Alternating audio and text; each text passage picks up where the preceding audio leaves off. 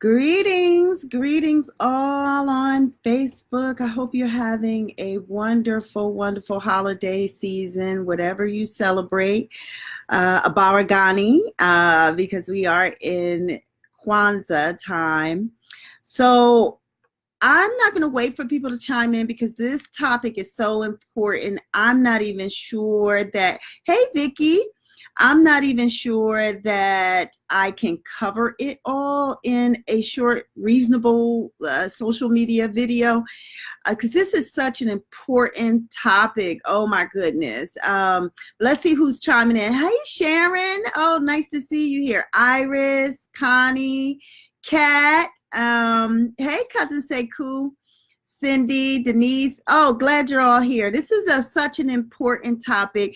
I hope you invite people in for this discussion because narcissism, I know a lot of people have been asking me to do a video on this because narcissism feels like it's on the rise, right? And I want to say that generally, we find that there are 1 to 10 people you encounter would be a narcissist. So it's like 10% of the population. However, I really believe that the numbers are higher. The reason being is that most narcissists do not come in for help or treatment, so they don't get professionally identified, as it were. But what I want to talk about today is, greetings, Denise. What I want to talk to you today about 2 types of narcissists. Now, there are generally 4 classes of narcissism, right? And just so we're clear, narcissism is a trait. It's a personality disorder, but it's also a trait. So it's sort of, like kindness. Kindness is a trait, and so is narcissism. And there's the kind of narcissist that people are aware of because you can see them coming. And those 2 categories would be the grandiose narcissist and the malignant narcissist. The malignant narcissist is pretty mean, right? They say mean things like right away, when you see a malignant narcissist. The grandiose narcissist is very braggart, they are clearly, you're dealing with a narcissist. But that's why I want to focus on the other 2, because this is where it can be a little insidious and you don't see them coming all the time. And that's the covert narcissist and what I call the helper narcissist, or in some places you might hear it called the communal narcissist. So what are they? So the covert narcissist is not so much that their meanness is undercover, under wraps. It's that the grandiosity is under wraps. So it's covert. It's not seen generally. So these are the 2 types of narcissism where you could be in a relationship with them for a while before you actually realize, like, oh, this person is a narcissist, like something is wrong. And that's why I want to talk about the signs of it. But before I go into the signs, I want to say a little bit about the helper narcissist and how that's different from the covert narcissist. So social media has exploded with this kind of narcissist, you can see, right? So a lot of people share their things, what they're doing and how they're helping other people. But the communal or helper narcissists are the kind that's like, look at me doing the great thing. They're not really concerned about how the other person might feel. But they are just like, look how great I am. The world just is not seeing how wonderful I am. Because in general, a lot of times narcissists really feel like victims, right? And people really talk about narcissism like they are really confident. Actually, narcissists at the core, they're deeply insecure. They're deeply insecure. Someone once described a narcissist, a colleague referred to a narcissist like, you look in the mirror, you see a reflection of yourself. A narcissist looks in the mirror and sees nothing, right? That's kind of eerie, right? When you really think about it. Hey, Nicole and Erica. Hey, Amber. Hey, Yvonne. Hey, Tammy, Lady B. Yes, glad you're all here for this very important topic. So here are some of the signs you're dealing with a narcissist. And I'm going to give you about 4. Honestly, I could do a whole topic of an hour and then some on this issue of narcissism because it really is an insidious thing. And I hate to say it, but if you find yourself dating a narcissist, run. Run, Forrest, run, okay? because generally narcissists do not change. And I believe in change, and I believe that people can change if they're willing. The problem is most narcissists think you're the problem. So how can you really change if you're the problem? So signs that you might be in a relationship with a narcissist. So the first one I want to talk about is just this general sense, like something is not quite right. You can't put your finger on it, but you just have a general feeling like something is not right. Hey, Kwana. Hey, sister. Glad to see you here. Cupid, glad you're here. Something is not right. You can't quite put your finger on it, but you feel it in your gut, and trust your gut. This is the thing with women. A lot of times, we really struggle with just trusting that intuition. If you feel that thing, right? Because the covert narcissist and the helper narcissist are, again, very insidious. They can pull all the stunts in the beginning, right? They can be very much givers, and a lot of times you'll find them being givers, but if you pay attention to the way they give, the giving isn't about you. It's really about them and what makes them feel good to give to you, right? That's when you are really giving from your heart and from a place of empathy with someone else. You are concerned about how that giving makes the other person feel. A narcissist isn't. They are excruciatingly committed to that feeling of validation that comes from being a narcissist. And in doing this work of narcissism, or talking about being in a relationship with a narcissist, we identify the person who gives that person the praise and the validation. We call that person the supply, right? And I know that can be a little daunting phrase to think of yourself as a supply, but if you're supplying that person with the phrase and the feel good, that's what we call it. So the first sign you might be in relationship with a narcissist is that feeling, that general feeling like something is wrong.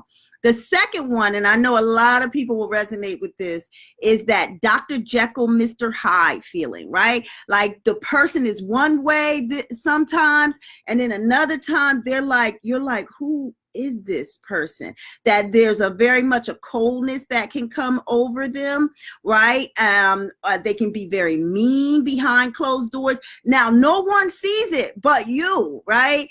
And that Dr. Jekyll, Mr. Hyde pattern is just always there. And you don't always know what will trigger it, right? Hey, Chaz. Hey, Vanessa. You don't know what will trigger it.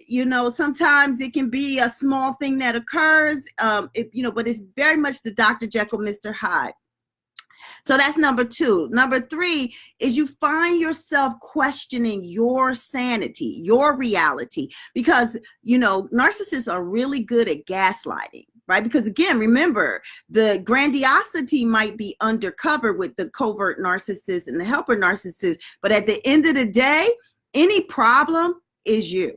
It's not them, it's you. If you would just act right, if you would just do right, they would not have we wouldn't have the issues that we have, right? It's you, and they are responding because, again, at the core, they are deeply insecure and they feel like victims. The world just doesn't quite get them, right?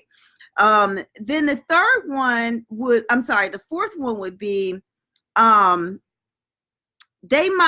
they might do things for you, as I think I was discussing before. They might do things for you, but the thing is really about them. And so even when they're giving to you, you don't quite feel it's about you.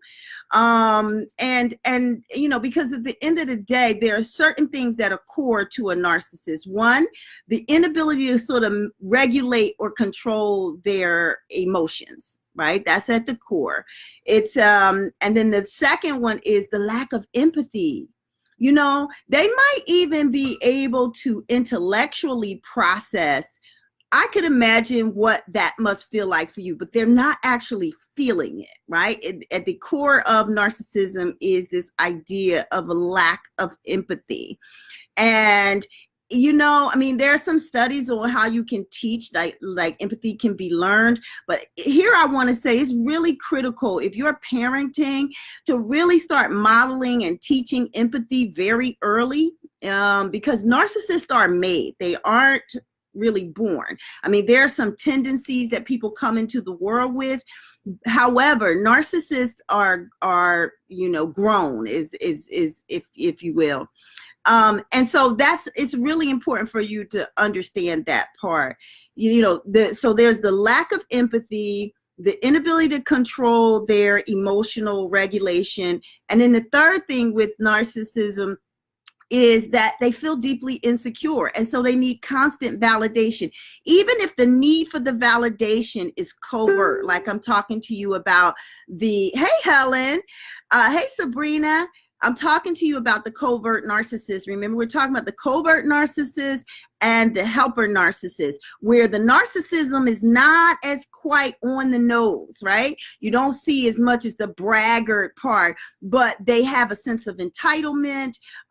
They feel like a victim. And these are the things that are core to the narcissist. So I'm going to repeat them. There's the lack of empathy. That's the running theme with narcissism, right?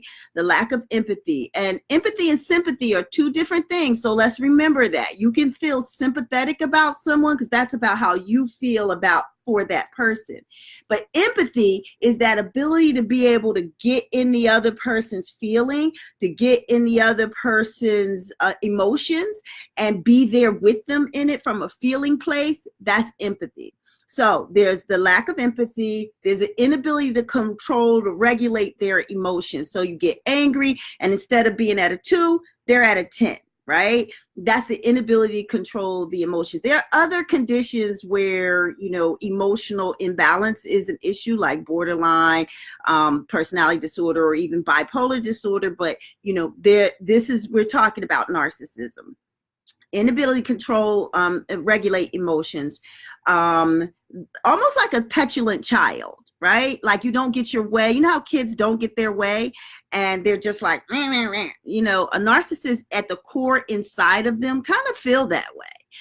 And then the third running theme is that, they are deeply insecure. Again, it's that feeling of you look in the mirror, you see yourself.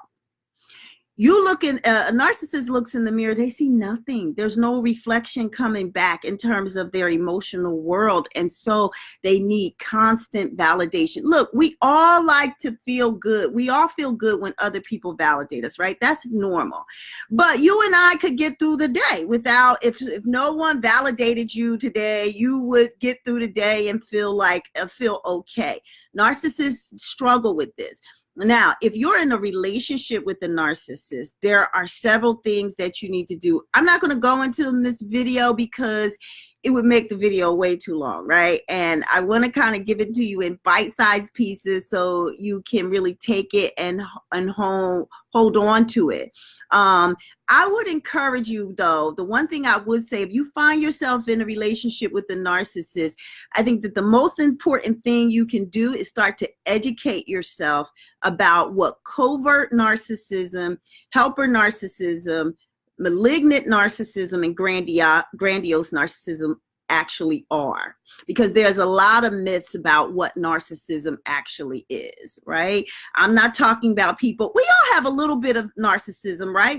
Because if you're successful, if you go to a doctor, you want the doctor who thinks that they can save you. You don't want the doctor kind of like, well, maybe we'll see. I don't know. We'll see what happens.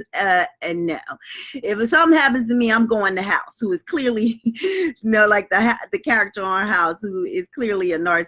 But, I want the person who feels like they can save me. So, there is some healthy narcissism that we all have. If you feel like you're the best at something, good at something.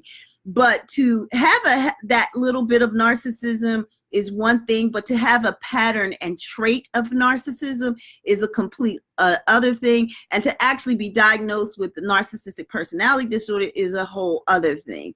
So I hope that it's been helpful. If you have any comment, everyone has a little, Selena, that's true. Everyone has a little, but I'm really talking about a pattern, a pervasive pattern that is deeply, let me just tell you something. This is not just a person with a lot of confidence. I'm not talking about that. I want to be clear that the distinction I'm making is a pattern of the lack of empathy, because I'm talking about the other pieces that have to be there, right? There's the lack of empathy, the insecurity, the deep insecurity, because the narcissist at the core fears having that vulnerability and that insecurity ever being seen, and they will fight tooth and nail to hold on to that. And if that means projecting everything on you, if that means breaking your self-esteem down, if that means like making you feel like crap, then that's what they will do. They will do everything to hold on to the supply, the person who feeds them. Narcissists often find themselves or are drawn to, let me rephrase that. Empaths or empathetic people, very caring, empathetic people, can find themselves in relationships with narcissists and not even realize it, because they are used to being the giver. They're used to being, caring, doing the emotional heavy lifting, always caring about what the other person thinks. Well, narcissists are drawn to that. Well, people are drawn to that, right? But narcissists need that. So they are definitely drawn to that. So I just want to say, being in a relationship with a narcissist can be deeply wounding. Like, this is very serious business. This is serious business. So if you find yourself, you think you might be in a relationship with a narcissist, it's important to start to educate yourself and to get help on what to do, how to deal with it. Do you stay or do you go? That's it. Can it be cured? Great question, Kat. So if you have another question, please go ahead and ask it now, because I'm going to be signing off in a second. Hey, Shirley. So can it be cured? No. That sounds like a daunting thing, right? But it can't be cured, right? Personality disorders or personalities don't change, right? But we can improve in certain areas. I will say this: narcissists can definitely improve in certain areas, but taking a narcissist, again, remember I told you it's a trait.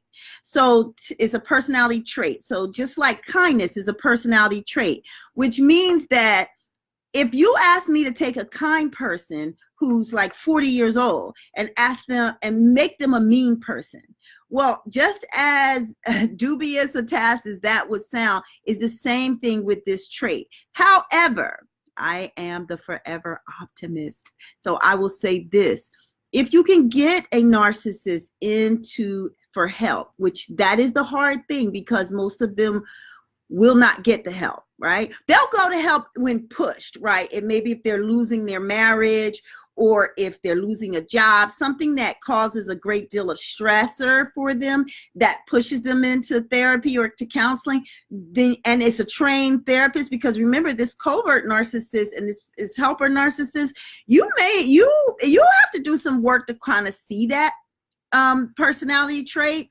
And it's not the easiest thing in the world, right? It really has to be a trained eye for that. But if you are able to get the person in, what they can do is to start working on coping skills. If they're truly willing,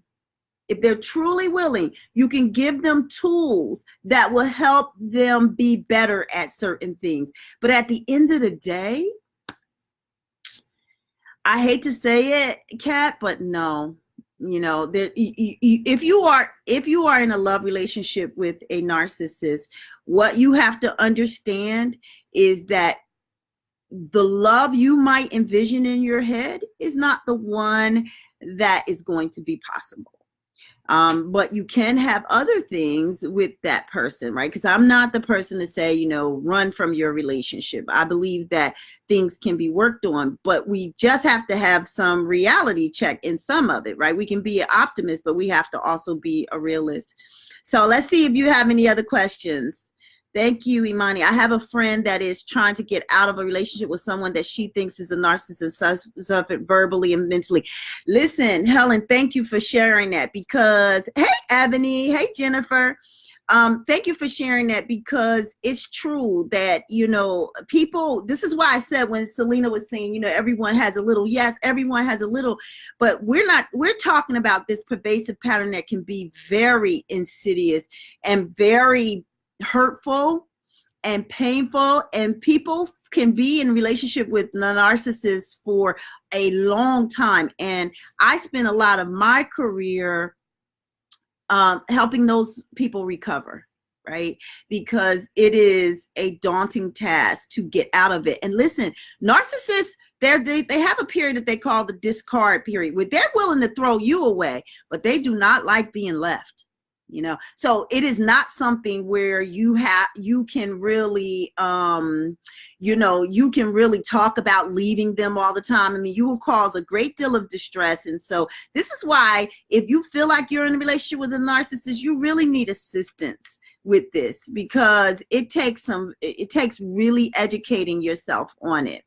Kat says, I knew the answer, but thought someone else might want to know. Great job. Thank you. Yes, Kat, I figured that. And I appreciate that. Those questions are welcomed as well. Hey, Ivana. So, it's important to really understand that if you know someone who's in a relationship with a narcissist, how you support them.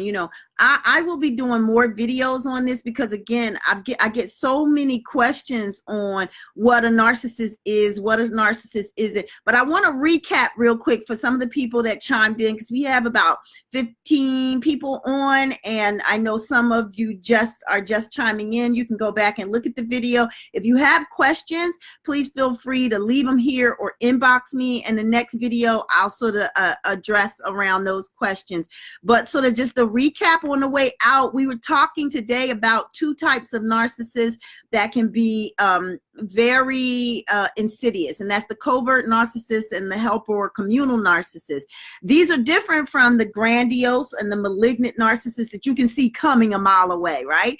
So when we say covert narcissism, people think that we're saying that their abusiveness is covert. No, what's covert is their grandiosity. Their grandiosity is covert, right? They cloak it in being helpful or appearing to be helpful. But at the end of the day, the helpfulness is about them, not you. Be very clear. It's about them, not you.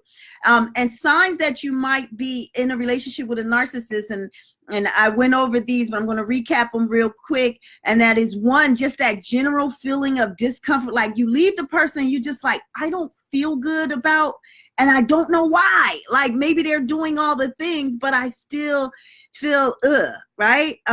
That's one. Two is the Dr. Jekyll, Mr. Hyde, right? Everybody's like, oh, that person does this for you and that for you, and they're because narcissists can be very charming. I mean, right?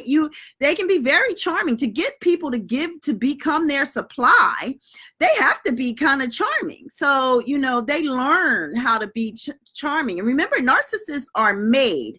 They're not born. Like a psychopath is born, right? We believe that, psychopaths are born, sociopaths are created, narcissists are created. So the Dr. Jekyll, Mr. Hyde, the kind of like, switch up. Right.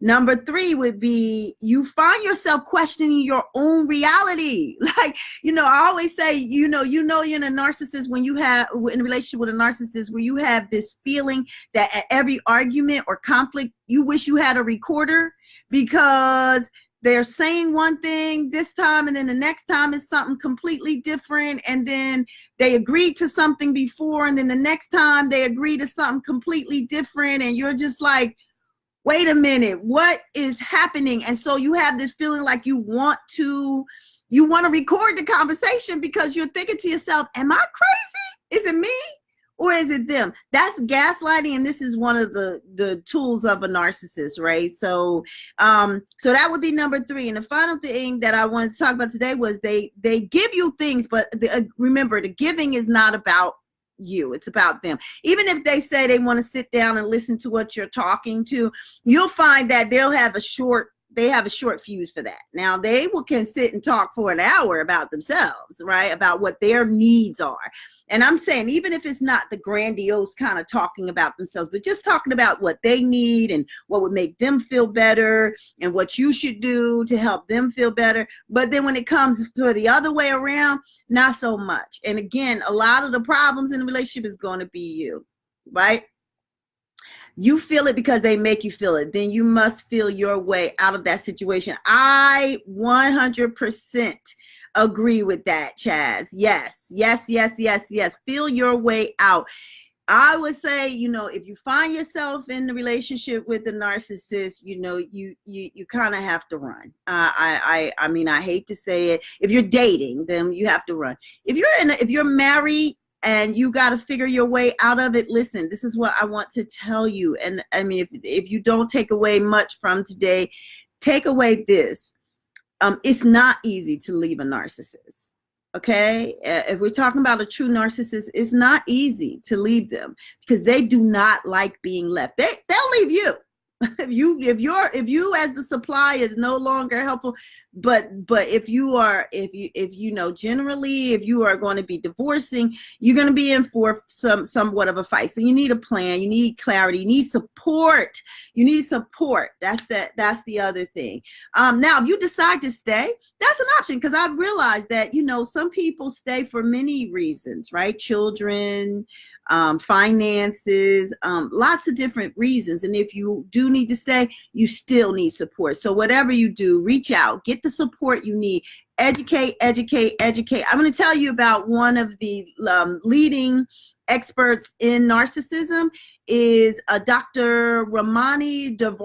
I'll share her name on here, and you can look her up, Google her, go to her Facebook page. You can even find her on, you can find her on Facebook, but you can go to her YouTube and watch all of her stuff on narcissism, read her peer-reviewed articles, because a lot of my research it's been peer-reviewed articles. It's been years of working in the anti-violence movement, working with women who are in abusive relationships, who are in relationships with narcissists, sociopaths, and psychopaths.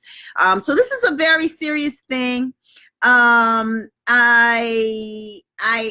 hope that this has been helpful. Hopefully you will share it with someone else. And if you need the support, get the support. If you have a question, remember to inbox me. All right, that's going to be my time with you. I'm so happy you all joined in. I hope you got something for it. I will talk to you very soon. I wish you peace. I wish you love.